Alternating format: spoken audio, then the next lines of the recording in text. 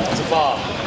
About a mile up the river. Well, we're good looking women are. And what a race we have for you here. This is a real privilege to see the Sinkovic brothers from Croatia at the top of your screen having a chat across to Nick Pusinelli there in the stroke seat. He's having a smile.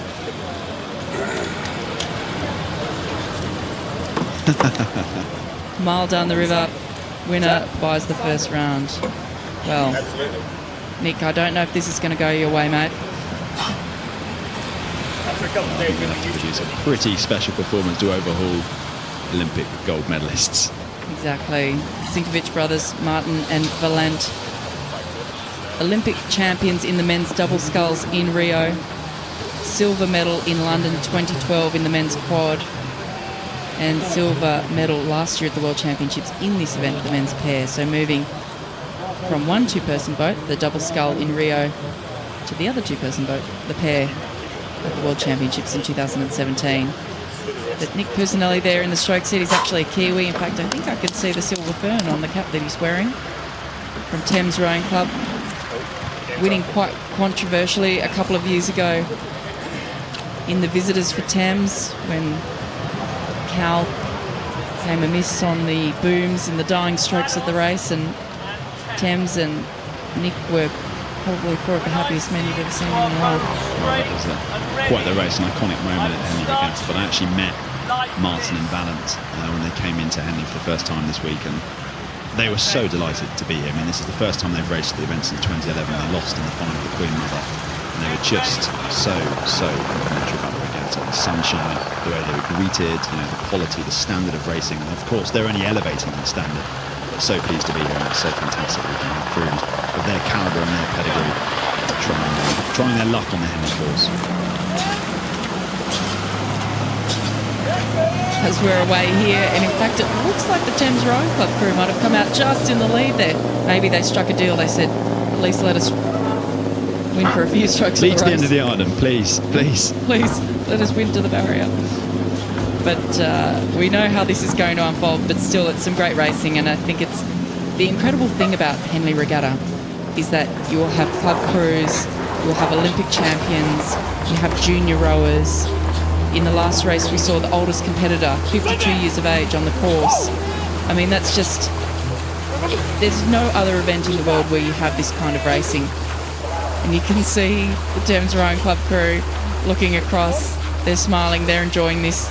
They know what they're up against. But I mean, you do have to enjoy this. This is a story that you tell. Of course. And you tell your grandkids about the time that I took the Croatians onto the end of the island. And you don't tell them how it ended, but you certainly tell them how it began. And the Sinkovic's there just powering away. And even if you won at Henley like Nick has in the past, I think this will be a memory that stays with him forever. But it looks like that first round is going to be on him.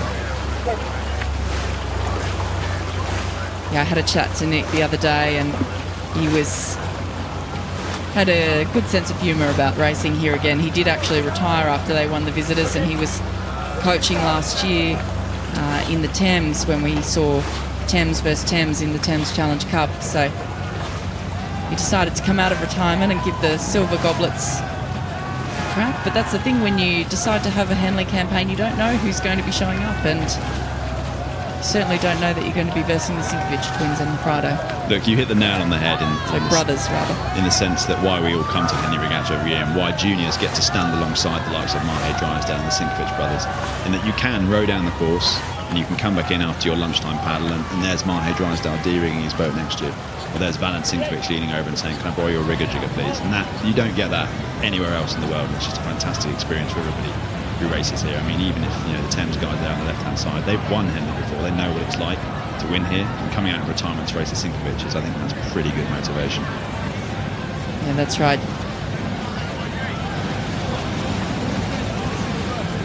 Jamie Palmer, 29 years of age, rowing with Nick Pusinelli, 32 years of age.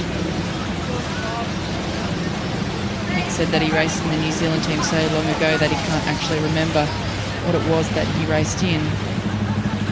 Can't have been that long ago. How old is he? 29? 32. 32.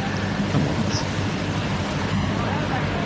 They were runners-up to Leander at Marlow Regatta.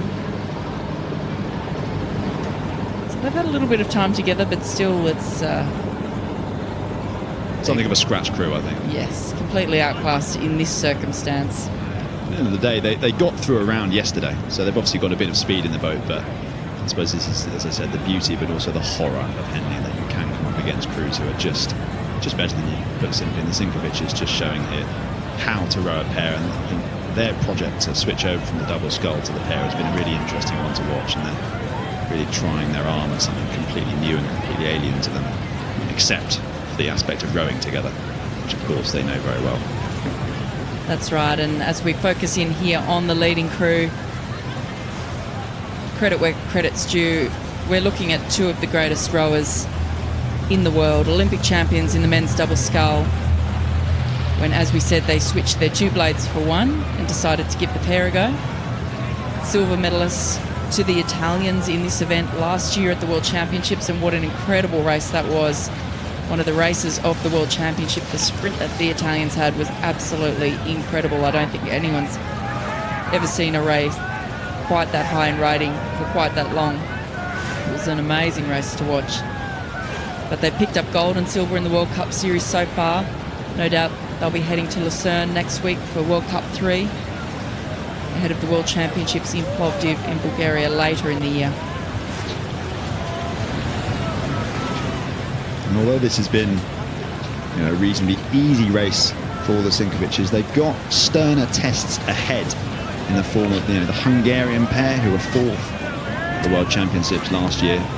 So they're not messing around. They're here to try and take on the very best. And then this morning, or this afternoon rather, I watched a contest between two young GB crews. I think Rossiter and Glenister of Leander Club overhauled Bugowski and Rudkin of Newcastle and Oxford University.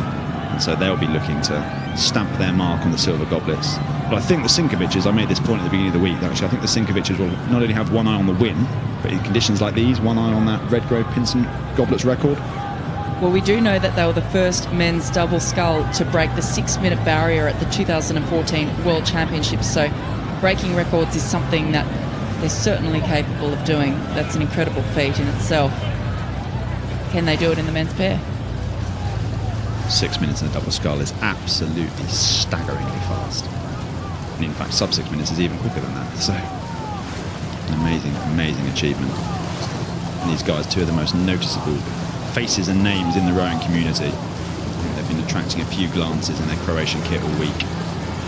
Great to have them here and great to see them leading this heat of the Silver Goblets and Nickalls Challenge Cup. Yeah, absolutely imposing figures around the boat park. Martin Sinkovic, 28 years of age, 188 centimetres, 97 kilos.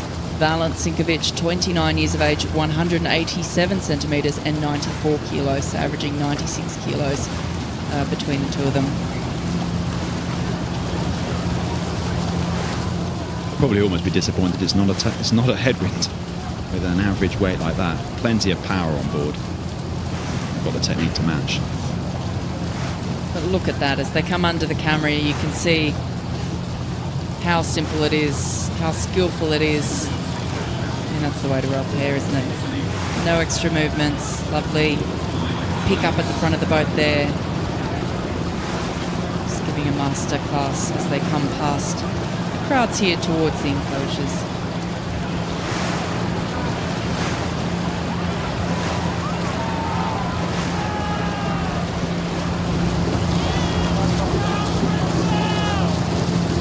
Consummate professionals until the last, and I think it's, as you say, Sarah, a very impressive performance, but one actually that is easy to pull off, because when you're ahead and when you're cruising and when you're coming down the Henley course with the applause of the crowd on one side and the sun beating down on the other, it's so easy to look impressive, but the Sinkovic's do it so well. Just taking the rate right down. Little look over there from Martin, enjoying these final few metres as they move up towards the line. The semi-final, I imagine, already in prospect. Great work there by Jamie Palmer and Nick Pusinelli. I'm sure when they saw that draw, they would have been a little disappointed. But what a race, what a story. Led them to the end of the island. They can always say that. As they wave to the crowd there, the Sinkovic brothers. We'll be seeing them again tomorrow.